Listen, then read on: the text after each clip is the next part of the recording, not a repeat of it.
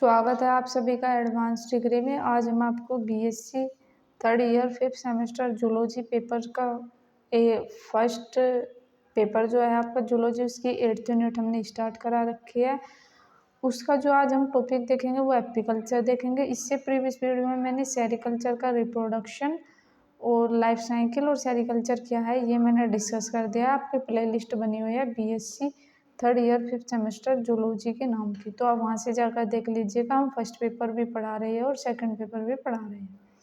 तो आपका जो एपीकल्चर होता है ये मधुमक्खियों का पालन होता है, इसे एपीकल्चर कहते हैं। तो जहाँ पर मधुमक्खियों का पालन किया जाता है उसे एपीकल्चर बोला जाता है। तो अगर कहीं पर ये ना आए कि मधुमक्खियों का पालन क्या होता है, अगर आ जाए आपका एपीकल्चर क्या होता है, तो एपीकल्चर का मतलब यही है कि जहाँ पर मधुमक्खियों का पालन किया जाता है तो उसे क्या कहते हैं, उसे एपीकल्चर कहा जाता है। मधुमक्खियों को कृत्रिम छत्तों में पालने का अभ्यास, यानी कि इन्हें ऐसा ही इन्वायरमेंट देना जैसे में वो खुद घर बनाती है, जैसे एरिया में वो खुद रहती है उन्हें ऐसे ही आर्टिफिशियल घर बनाकर देना ही एपीकल्चर कहलाता है, जिसका मुख्य उद्देश्य शहद और मोम और अन्य मधुमक्खी उत्पादों की प्राप्त करना है। तो जो बिजनेस करते हैं उनका क्या फ़ायदा होता है, उनका मकसद जो रहता है, जो उद्देश्य रहता है, शहद को प्राप्त करना, मोम को प्राप्त करना और उत्पादों को प्राप्त करना।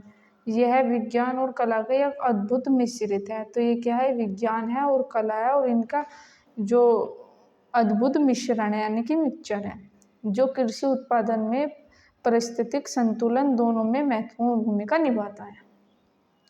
तो देखें, आपको डायग्राम दिखाई दे रहा होगा जो आपका ये मधुमक्खी पालन होता है ये कैसे होता है ये पढ़ेंगे। यहाँ आर्टिफिशियली किसी ने भी क्या कर रखा है, मधुमक्खियों को पालन कर रखा है, जो एपीकल्चर का पालन होता है। तो मधुमक्खियों का पालन कैसे तो देखिए, मधुमक्खियों का पालन क्या होता है आज हम ये देखेंगे। जो मधुमक्खियों का पालन होता है, मधुमक्खियों का पालन मधुमक्खियों के वैज्ञानिक तरीके से पालन किया जाता है, यानी कि इसे आर्टिफिशियली बनाया जाता है कि मधुमक्खियों को कैसा उनका रहन सहन होता है और उसे क्या चीज़ होता है। तो जो एपीकल्चर शब्द है लेटिन शब्द एपिस से है, तो जो ये एपीकल्चर यानी कि किससे आया है ये वर्ड, जो एपीकल्चर है वो शब्द लेटिन से आया है, एपिस से आया है, जिसका अर्थ है मधुमक्खी। एपिस का मतलब क्या है, मधुमक्खी। तो जो मधुमक्खी पालन या एपीकल्चर शहद मोम के उत्पादन के लिए मधुमक्खियों की देखभाल और प्रबंधन करना, यानी कि अगर हमें शहद और मोम चाहिए तो हमें मधुमक्खियों का पालन करना होगा, क्योंकि एक मधुमक्खी ऐसा है जो नेचुरली हमें मोम और शहद दे सकती है। यह अभ्यास हजारों वर्षों से चला आ रहा है, यानी कि जो ये अभ्यास है, यह प्रैक्टिस है, ये लाखों वर्षों से, हजारों वर्षों से चली आ रही है, जो पारंपरिक शहद शिकार से आधुनिक व्यवस्थित मधुमक्खी पालन में विकसित हुआ है। देखिए, ये यहाँ पर मधुमक्खी है, इसे नेचुरल तरीके से बनाया गया है। इसके टाइप भी है, यानी कि कैसे कैसे बॉक्स बनाकर कौन कौन से इसे कैसे किया जा सकता है, वो हम अगले वीडियो में डिस्कस करेंगे। इसकी लाइफ साइकिल के बारे में भी डिस्कस करेंगे। तो जो मधुमक्खियाँ पालन एक महत्व और लाभ, इसका पालन कैसे होता है और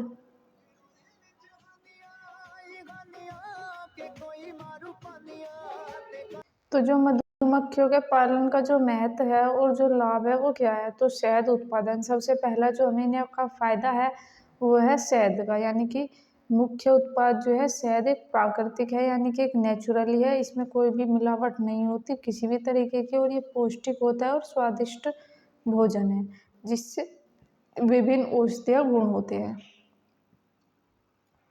दूसरा जो है वो है मोम, यानी कि वैक्स जिसे बोला जाता है। जो मोम है ये सौंदर्य प्रसाधनों के लिए, यानी कि सुंदरता को बढ़ाने के लिए भी इसका यूज किया जाता है। जो कॉस्मेटिक की चीज़ें होती है उसमें भी इसका यूज किया जाता है, पॉलिश करने में और फार्मास्यूटिकल्स के में उपयोग किया जाता है।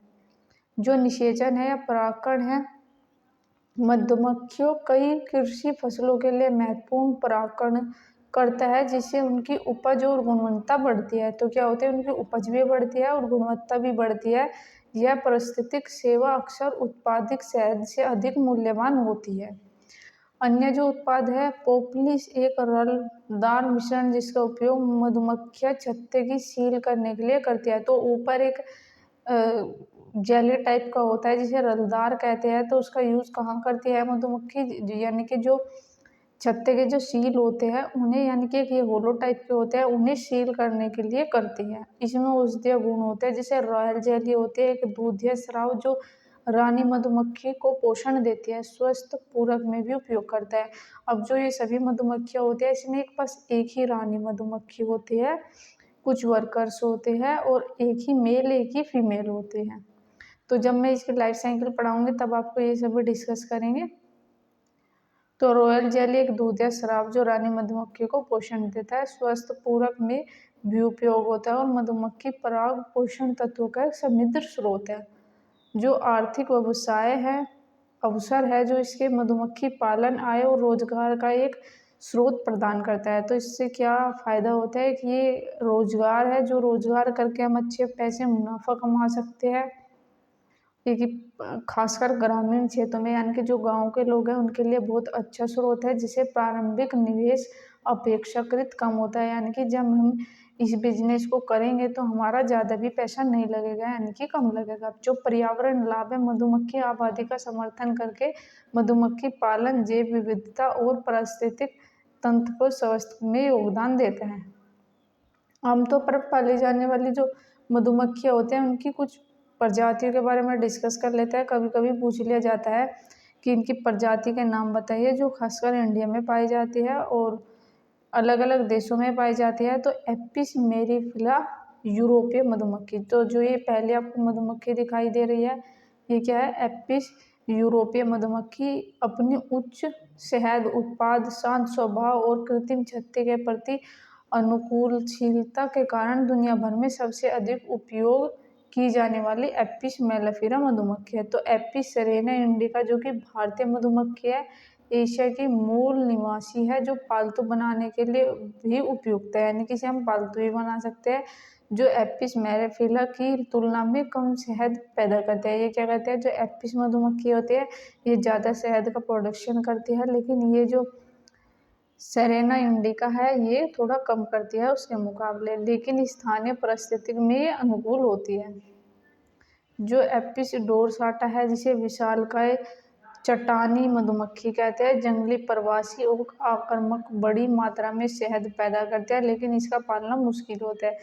तो जो ये मधुमक्खी होते हैं ये भारी मात्रा में शहद तो देती है, लेकिन इसे पालना बहुत मुश्किल होता है क्योंकि बहुत खतरनाक होते हैं। जो एपिस फ्लोरा होती है जिसका नाम छोटी मधुमक्खी है और ये साइज में भी छोटी पाई जाती है, यह सबसे छोटी प्रजाति होती है मधुमक्खी की जो खुले स्थानों पर एकल छत्ते बनाती है।